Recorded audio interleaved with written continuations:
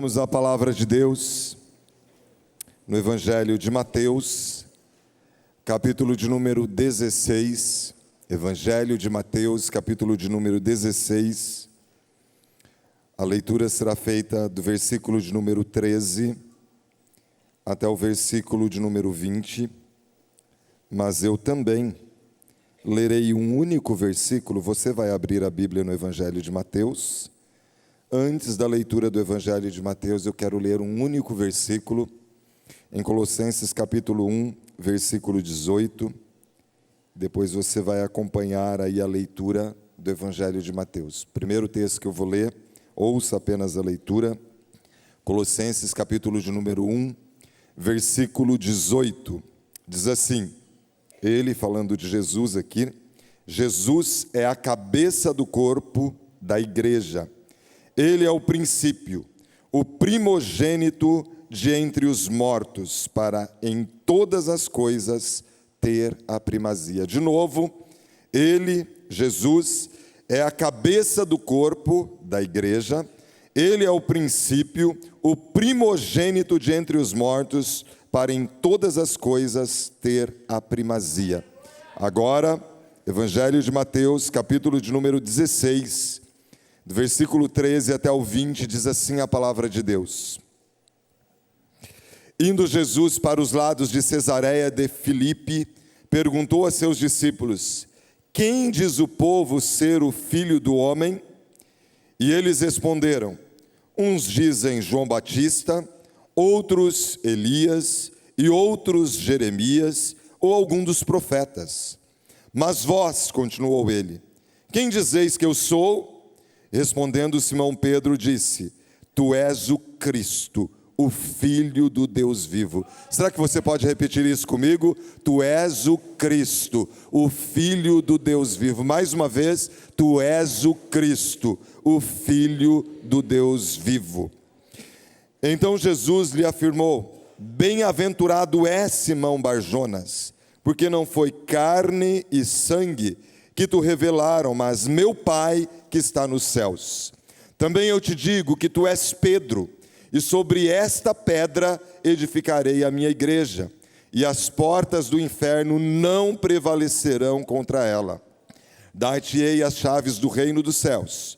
O que ligares na terra terá sido ligado nos céus, e o que desligares na terra terá sido desligado nos céus. Então advertiu os discípulos que a ninguém dissessem ser ele o Cristo. Vamos orar mais uma vez?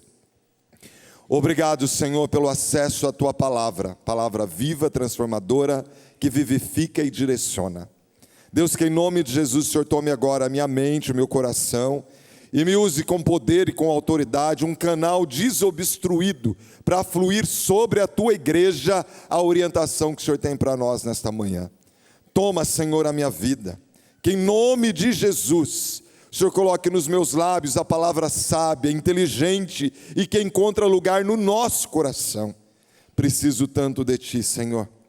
Reconheço a minha limitação e por isso toma, Espírito Santo, me purifica, faz de mim vaso de honra e que nesta manhã sejamos impactados com a boa notícia que o Senhor tem para cada um de nós. Manifesta o Teu poder aqui, Espírito Santo. Faz, realiza. Quando o Senhor age, não há quem possa resistir. E é isso que nós queremos, o Teu soprar, o Teu agir. Toma a minha vida, Senhor, e usa-me, apesar de mim, em nome de Jesus. Amém e amém. Graças a Deus. Esse mês de julho, é mês do aniversário da igreja. Nós estamos celebrando 88 anos de Igreja Presbiteriana Central em Londrina. Já pensou nisso? Pode glorificar o Senhor com as palmas.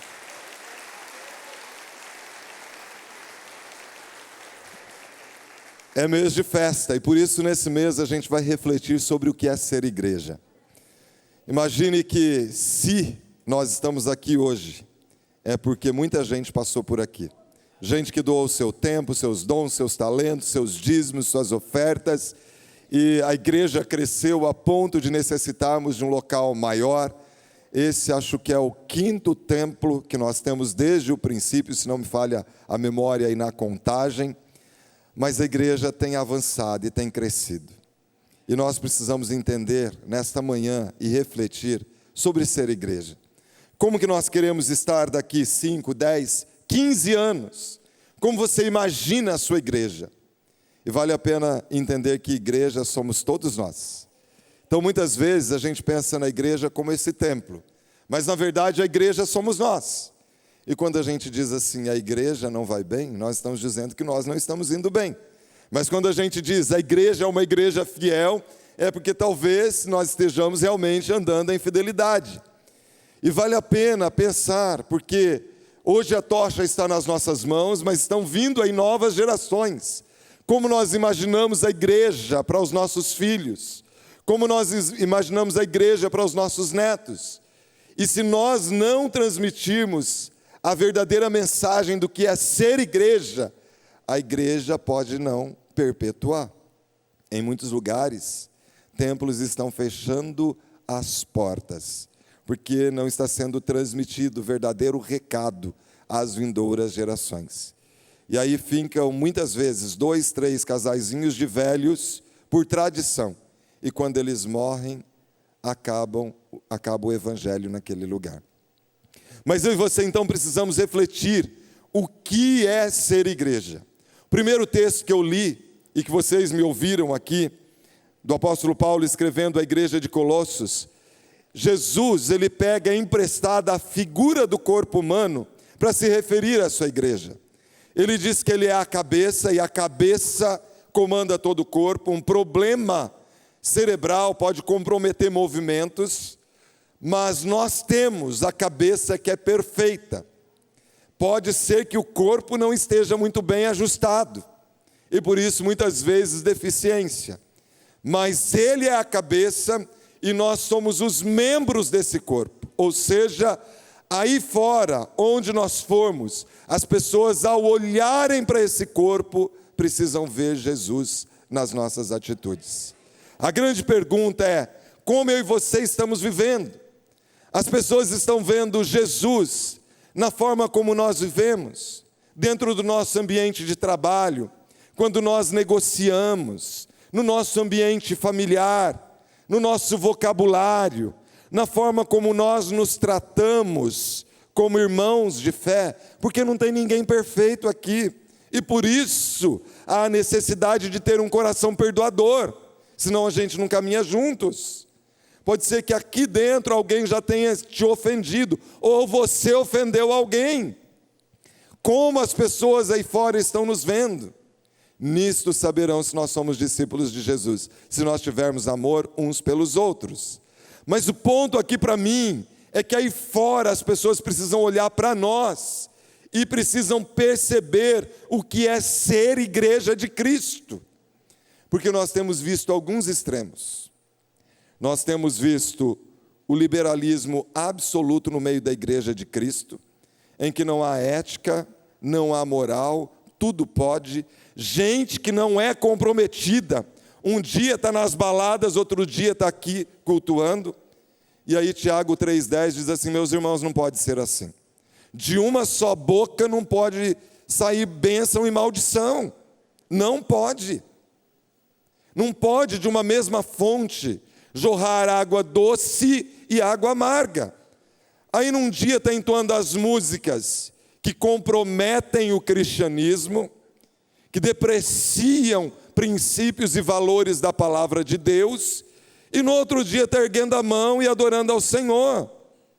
A Bíblia diz, não suponha esse homem que alcançará do Senhor alguma coisa, homem de ânimo dobre, inconstante em todos os seus caminhos, é como a onda do mar, impelida e agitada, levada pelo vento.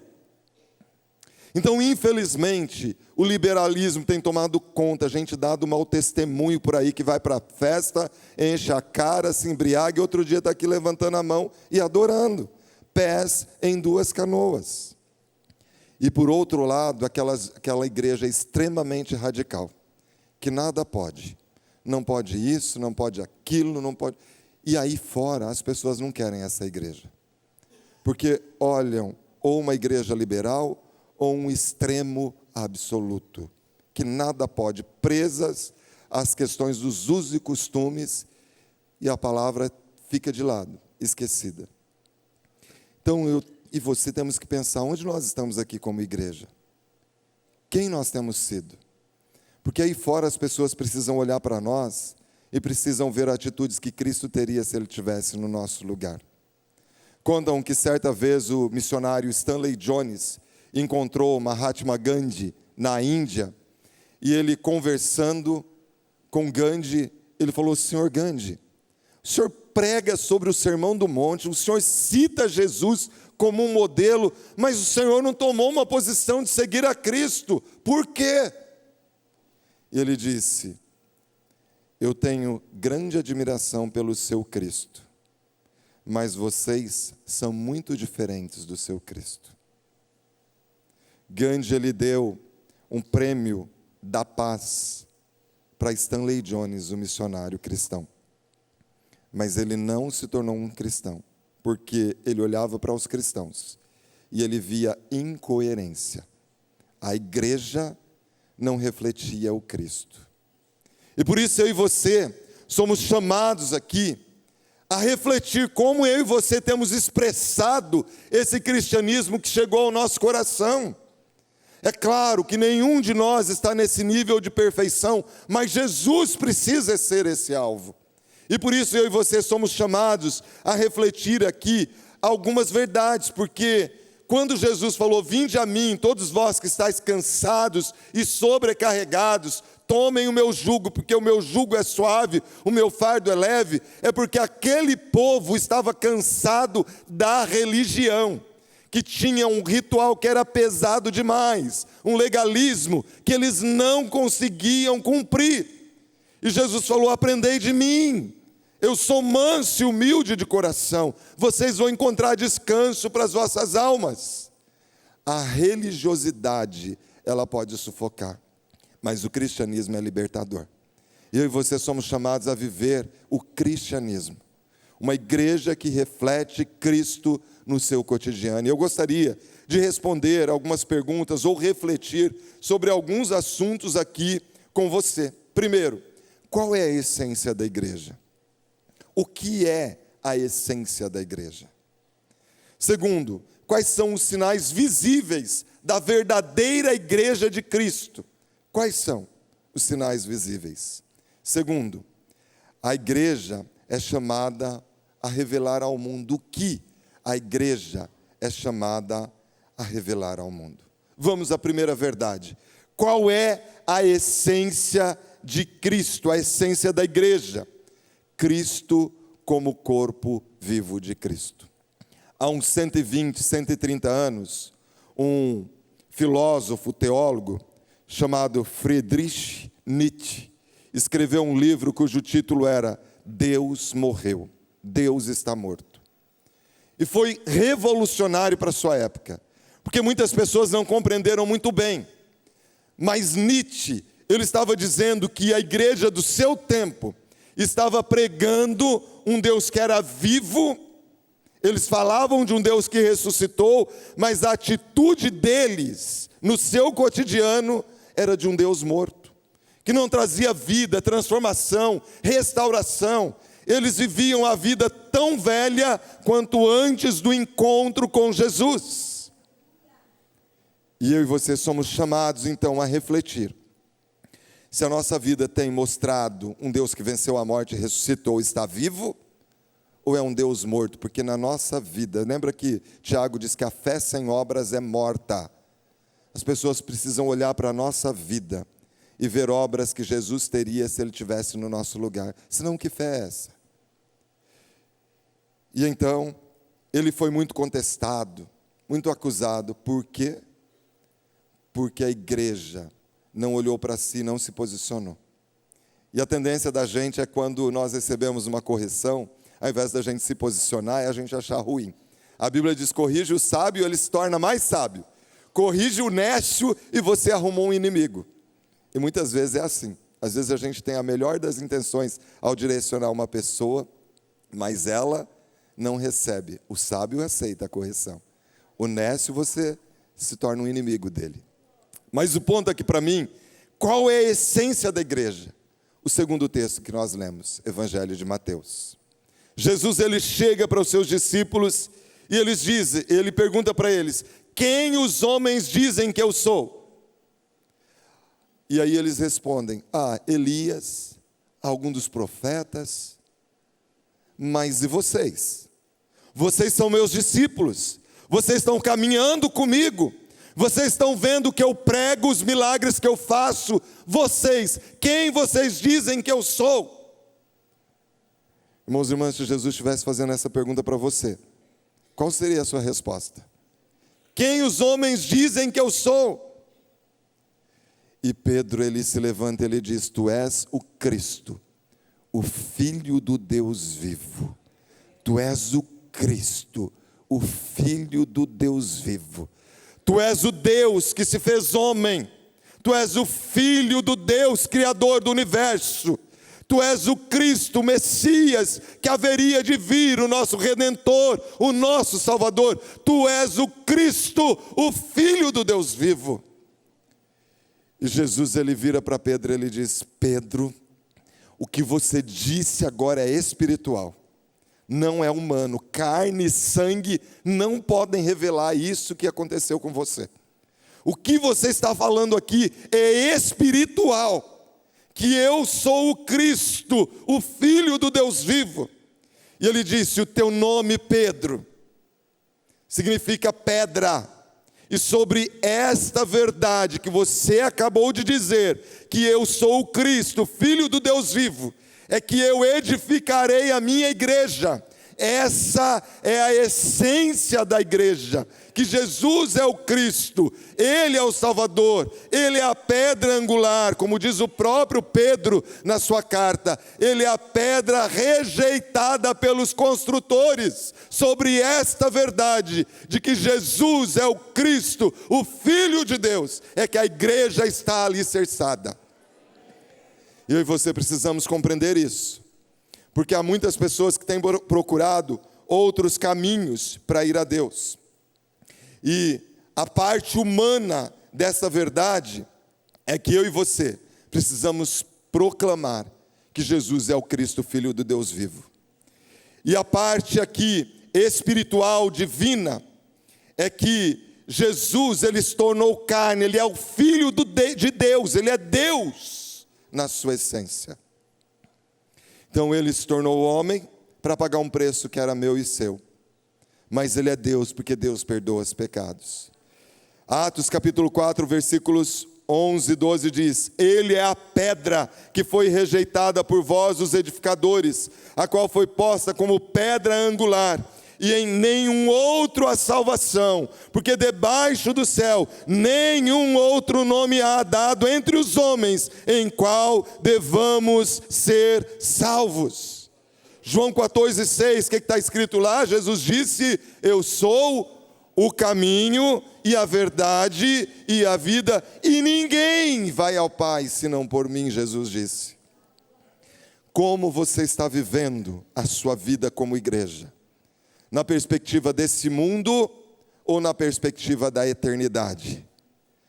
Porque se você está trabalhando nesse mundo, qualquer perspectiva que não seja Jesus, eu tenho uma triste notícia: você não vai chegar lá, porque não existe outro nome, é a palavra que está dizendo. Jesus disse: eu sou o caminho, não há outra forma de chegar ao Pai que não Jesus. E essa é a essência da igreja. Jesus, ele nos dá a vida eterna. Então a essência da igreja é que nós somos chamados a proclamar esta verdade. Jesus, ele pela primeira vez, ele pega esta palavra emprestada, eclesia. Eclesia, hoje é muito fácil para a gente fala igreja, todo mundo entende. Eclesia era uma palavra comum do vocabulário da época. O que era a eclesia? Eclesia era assim: as cidades eram muradas, fortificadas, e quando eles tinham que tomar alguma decisão, pensando no bem da cidade, tocavam um sinal sonoro, um sino, uma trombeta, algo que eles estabelecessem como critério ali. E quando tocavam esse sinal, a eclesia, que eram os anciãos, a cúpula, como se fosse uma câmara de vereadores, saíam à porta da cidade para julgar as situações, tomarem decisões, olhando para o bem-estar da cidade. Eles se reuniam ali, preocupados com a cidade. Hoje, 85% da população mundial vive nas cidades. E eu e você, como eclesia, como igreja de Cristo, a exemplo da palavra que Jesus tomou emprestada, somos chamados para, olhando para a cidade, ver as suas necessidades, sermos agentes de restauração e estabelecimento do reino de Deus aqui na terra. Nós estamos no meio da cidade, somos chamados a nos retirar das práticas pecaminosas, daquilo que é um problema, e ao mesmo tempo chamados para refletir, olhando para a cidade, pensando no bem dela e sendo testemunhas vivas de Jesus aí fora para o estabelecimento do reino de Deus. Eu e você somos chamados para sermos eclesia, igreja de Cristo. É essa assembleia que toma decisões pensando na cidade. Mas infelizmente, nós vivemos uma época que a igreja tem vivido daquilo que é politicamente correto. Ontem eu vi um vídeo de talvez uma denominação neopentecostal, em que um dos líderes, vestido com uma roupa bem esquisita, colocou o caixão de uma criança num tecido de pano e ficou girando com aquelas músicas que lembram bastante ritmo de atabaque, e aquela história está girando no manto. E eu achei bem interessante um comentário que eu vi ali. Estava escrito assim: se abrir a Bíblia não fica um. Porque o que isso tem a ver com a palavra de Deus? Isso pode haver com magia, misticismo, qualquer coisa menos evangelho. Não faz sentido. Não faz sentido, porque não é a palavra de Deus. E infelizmente, nós temos visto, como eu disse há pouco, o extremo do liberalismo. Que daí a Bíblia diz que é pecado. Por exemplo, há um tempo, nós discutíamos, e parecia que chocava muito, a união entre pessoas do mesmo sexo. A Bíblia não autoriza isso. É legal no nosso país. Todas as coisas me são lícitas, mas nem todas me convêm. É legal, mas não convém ao cristão. Mas eu vou dizer uma coisa para você, que hoje está em discussão a questão da pedofilia. Tem gente discutindo se pedofilia é crime ou não. Já pensou nisso? Já pensou nisso? Porque assim como no outro tempo parecia um absurdo a união entre pessoas do mesmo sexo, hoje estão discutindo sobre pedofilia. E muitas vezes, nessa onda do politicamente correto, as pessoas estão negociando princípios da palavra. Mas eu e você somos chamados a agir de forma diferente. Sabe por quê? Qual é a questão do pecado? É a minha afeição. Eu vou me acostumando com aquilo. E aí parece que deixa de ser pecado. Não deixa. Porque a Bíblia continua sendo a mesma. Então eu e você somos chamados a proclamar a essência de que Cristo é a rocha da igreja, e nós vamos agir como Ele agiria se Ele estivesse no nosso lugar. Segunda verdade: quais são os sinais visíveis da verdadeira igreja? Evangelho de João, capítulo 8, versículos 31 e 32, eu vou ler para você.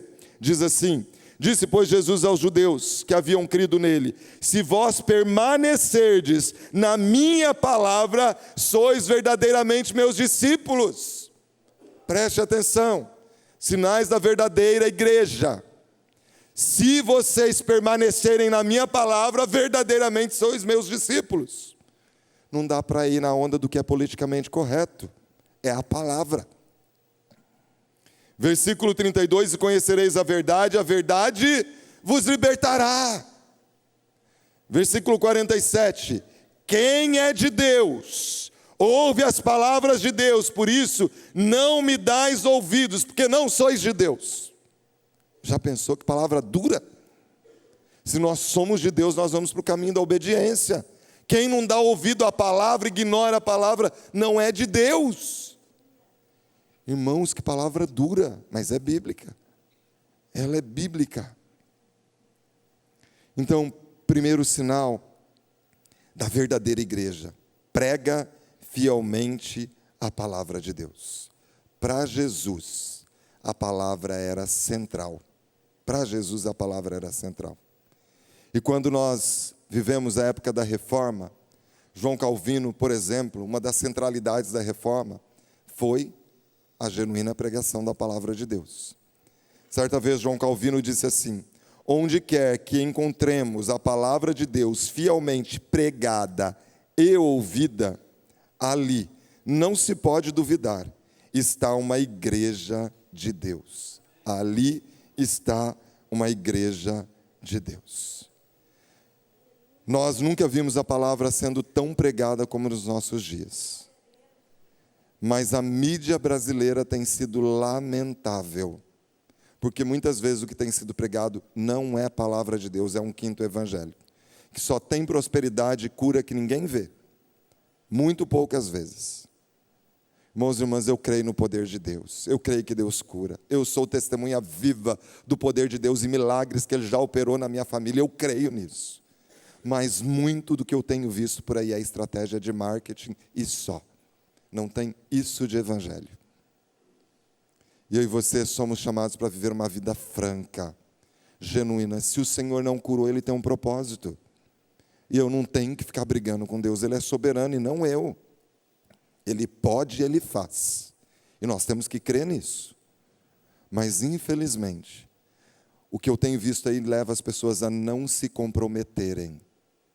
Às vezes eu ouço lá, você percebe nitidamente o líder que está conversando com a pessoa que ligou para aquele programa, e às vezes é uma prática pecaminosa, a pessoa está envolvida em adultério.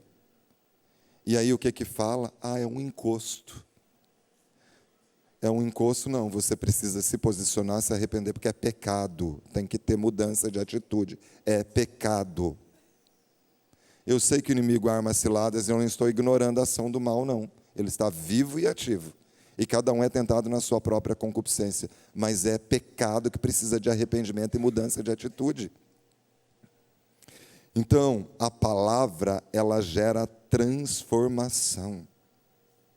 Quantas pessoas que não têm firmeza em lugar nenhum, vivem de campanha em campanha. Tem campanha aqui na Igreja Central, está aqui, tem campanha na Universal, está lá, tem na Metodista, tem na Assembleia, e aí você fala assim, e daí? O que mudou na sua vida? Nada. A vida é tão velha quanto antes. Eu entendo que muitas pessoas, muitas vezes, acabam realmente se posicionando, mudando de igreja, porque é mais próximo acesso, tem ministração para os filhos, querem ser edificados, querem se sentir pastoreados. A questão é gente que não quer se posicionar em vida de santidade e transformação.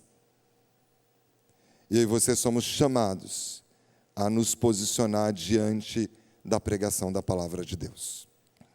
Em Isaías capítulo 66, versículo 2, diz assim: eis o homem para quem olharei, para o aflito e contrito, e que treme da minha palavra. Treme da minha palavra. É sério, é pesado, mas é sério. Nós precisamos nos posicionar em obediência à palavra.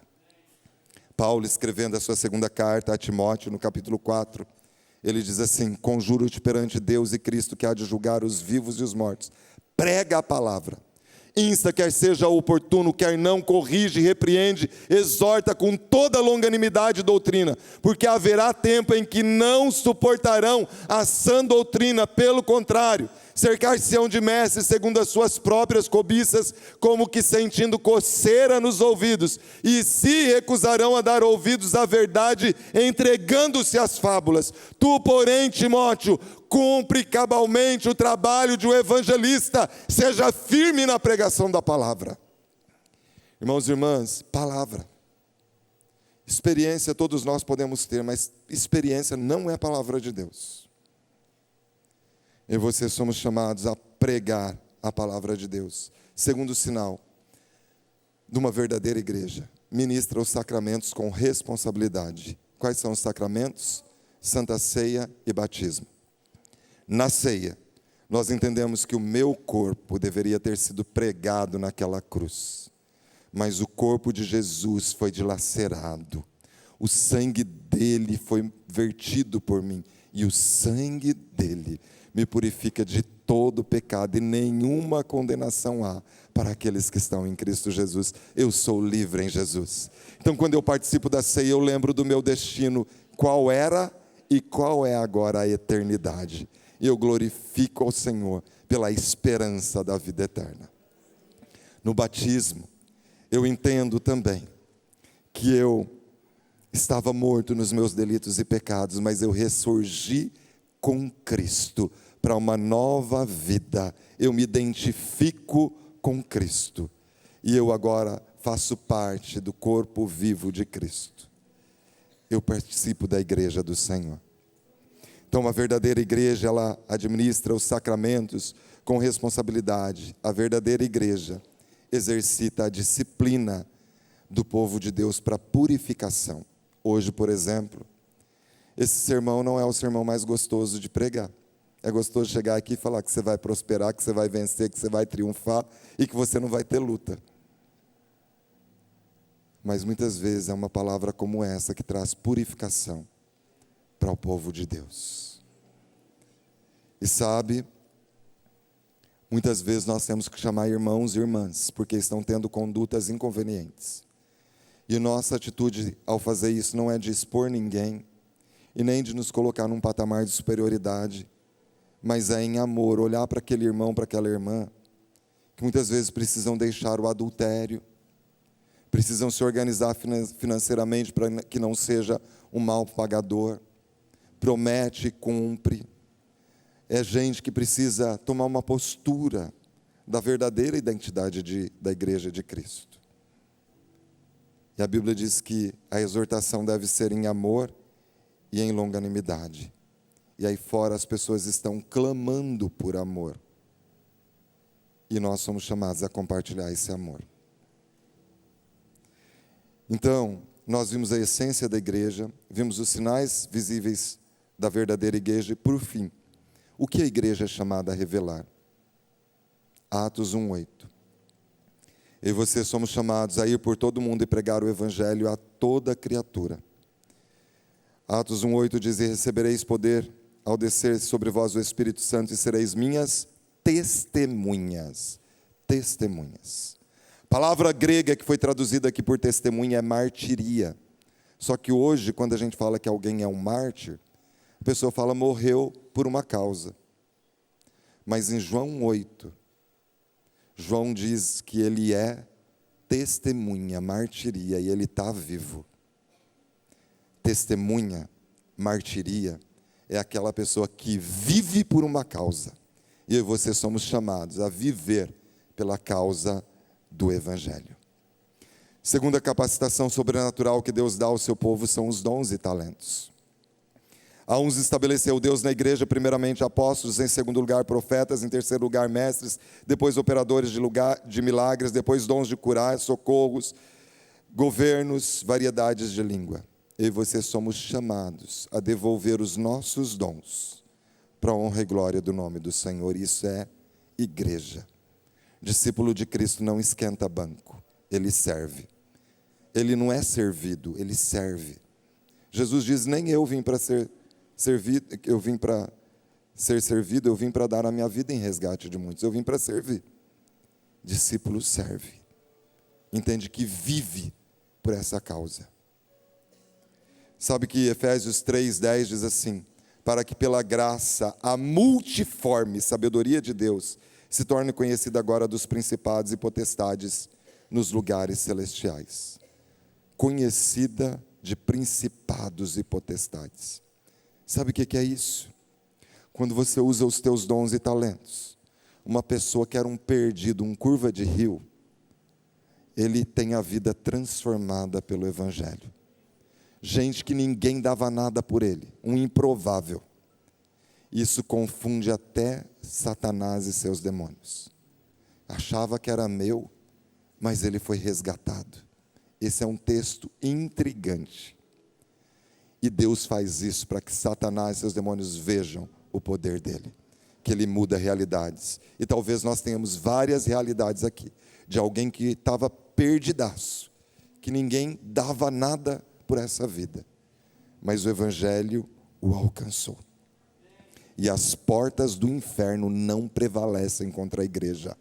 Não prevalecem contra a igreja. Terceira verdade que a igreja é chamada a revelar, que é esse amor eterno de Jesus. Efésios 5, 25, 27, maridos, amai vossa mulher, como também Cristo amou a igreja, e a si mesmo se entregou por ela, para que a santificasse, tendo-a purificado, por meio da lavagem de água pela palavra, para apresentar a si mesmo, igreja gloriosa, sem mácula, nem ruga, nem coisa semelhante, porém santa e sem defeito. As pessoas precisam ver amor em nós, no nosso trato, no relacionamento conjugal. Quando o marido deve amar a mulher, as pessoas precisam ver o amor de Cristo em nós, esse amor incondicional, que não espera nada em troca, porque elas querem desse amor. Eu espero que, depois dessa reflexão, eu e você possamos amar muito a Deus, mas amar a igreja onde Deus te colocou. Os irmãos que aqui vivem, nos auxiliando mutuamente, nesse relacionamento de amor, de cuidado, que dentro da nossa casa, da nossa família, nós possamos viver esse relacionamento de amor, que nós sejamos uma igreja que impacta essa cidade.